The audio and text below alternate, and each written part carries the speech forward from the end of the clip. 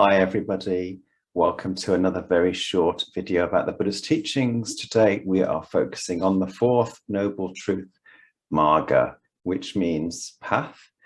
Particularly it means the eightfold path, this list of 8 things that Buddha said is good to pay attention to or to follow or to be curious about. Right view, right intention, right speech, right action, right livelihood, right effort, right mindfulness, right meditation. It's a big list, very encompassing, and I guess I'll do a video about each of those things. I certainly can't cover them all. Today I want to talk about 3 approaches to using the Eightfold Path, or really to using any Buddhist teaching. The first, fake it until you make it. Take the teaching, oh, it says I'm supposed to be like this. Let me try it out in my life. If it's not too many steps ahead of where we are already, actually we can sort of nudge ourselves into that shape, and we find that our emotions and mind catches up, and maybe it starts to become a natural way of behaving, and then we start to see the fruits of that practice. So that's the first way, fake it until you make it. Kind of works if it's just a small step ahead. If it's too many steps ahead, usually some other part of us rebels and we come off the rails, and then who knows what happens. Maybe it takes us a while to get back on the rails again. The second way is using the teaching as a mirror, as something to be curious about. Oh, the Buddha says this is a good way to be, or a good teaching to follow.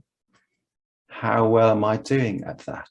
And if I'm not doing that, if I'm not embodying right livelihood, for example, why is that? What are the conditions of my life and my mind that make that difficult?